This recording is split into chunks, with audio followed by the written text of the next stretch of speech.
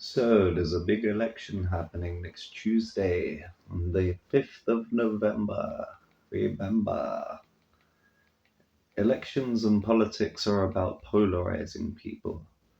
To magnetize metal, you need either a strong magnet or electricity. You need all of the electrons facing the same way. In this scenario, we are the electrons. I'm both biased and neutral on this, by which I mean I'm neutral because I'm certain that what we're watching is a show. It's either actors playing roles in a strange performance, or it's the Matrix using pixels and programming to generate actors who are playing roles in a strange performance. And biased as I'm a firm believer that where we go one, we go all, as we are all one consciousness experience in itself subjectively. We're like an individual and a hive mind all in one, the best of both worlds. And these elections take place on a Tuesday, Tears Day, also known as Mahdi, Mars's Day, the martial ones, the militant one that loves to butt heads. Mars rules Aries, and Ares is a god of war. Mercenaries sounds like Mars and Aries. Aries also appears in missionaries, militaries, and paramilitaries. Paramilitaries has Ram and Aries.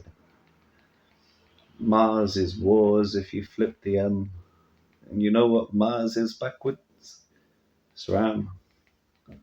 So the official narrative is that originally election days varied by state, but in 1845 a law was passed to set a single election day for the entire country. At first it applied only to presidential elections, but was later extended to the congressional elections as well. At that time, the United States was still a largely agrarian society, and the farmers who made up the majority of the labor force. Much of the year was taken up by the planting, tending, and harvesting of crops. Early November was a good time to vote because the harvest was over, but the weather was still relatively mild. They say it's because most Americans were devout Christians and thus set aside Sunday as a day of rest and worship. Wednesday in many areas was a market day when farmers sold their crops in town. In addition, a travel day was sometimes required. In rural days, the nearest polling place might have been several miles away,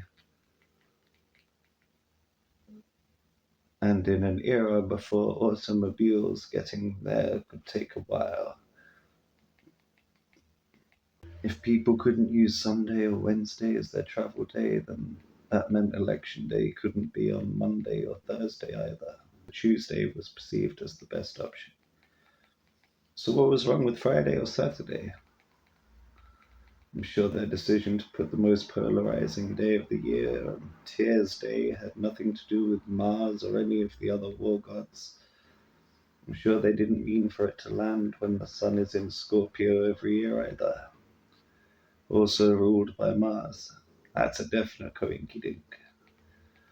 The sun is the hero. The sun gets betrayed by Scorpio. Judas betrays Jesus with a kiss that the mafia call the kiss of death, named after the mark a scorpion sting makes on your skin if you get stung.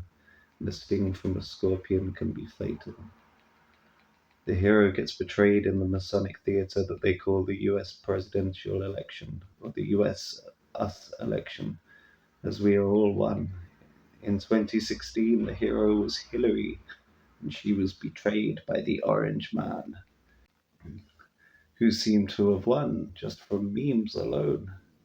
Nobody expected that. South Park lost a whole series storyline to that. We'll never know how it was really going to go down with the member berries. Then Orange Man was the hero. Optics showed a disastrous opposition campaign, barely able to string a sentence together, but somehow got chosen over everyone else at the primaries, was losing till they stopped counting the votes and then shut up by the exact amounts needed to swing each state, and they started counting again. He was betrayed by his vice president on that campaign. This time, Orange Man is the hero again, which means that someone is going to betray him. His opponent hasn't got the popularity or presence to blag visually having the majority of votes. She would have to offer full disclosure of aliens and free money to get people on board with 4 more years like they've just had, sending all of that money to foreign wars, then having no funds for rescue services during natural disasters, leaving weapons in the hands of their perceived enemies when withdrawing troops, the president's son, and the photo files found on his laptop. I could list a lot of things that they've done which have made this candidate look completely unlikable and unqualified for the job.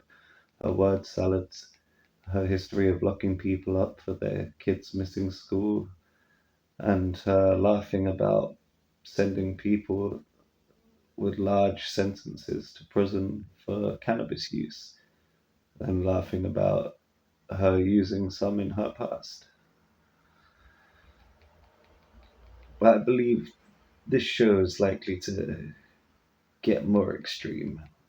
They want us polarized. They want us to pick a side, red or blue. It's the red pill or the blue pill, north or south, heaven or hell, truth or lies. Conflict is what they're aiming for. And by they, I mean AI programs, agents of the matrix that are used to keep us in duality. I mean, they is just us, really.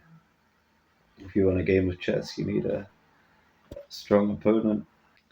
I'd be very surprised if we don't see a betrayal take place on election day.